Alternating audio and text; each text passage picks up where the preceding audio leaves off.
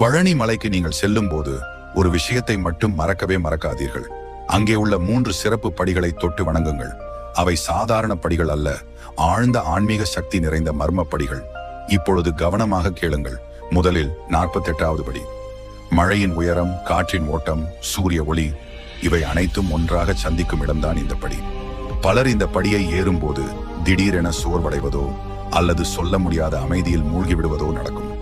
சிலருக்கு அங்கே அமர்ந்து தியானிக்க வேண்டும் போலவே தோன்றும். அடுத்தது 78வது படி. இது முந்தைய படிக்கு நேர்மாறான சக்தி கொண்டது. இந்த படியை தொட்டவுடன் உடல் சோர்வு நீங்கி புத்துணர்ச்சி பெருகும். இங்கே உள்ள காற்றழுத்தம் உடலுக்கு தேவையான உயிர் சுவாசத்தை முழுமையாக அளிக்கிறது. கடைசியாக 89வது படி. 5 இன்பங்களையும் 5 துன்பங்களையும் விட்டுவிடும் படி என இதை சொல்வார்கள். இந்த படியை கடந்தவுடன் உடல், மனம், ஆன்மா 3ம் இறைவனிடம் முழுமையாக சரணடையும். அப்பொழுது நீங்கள்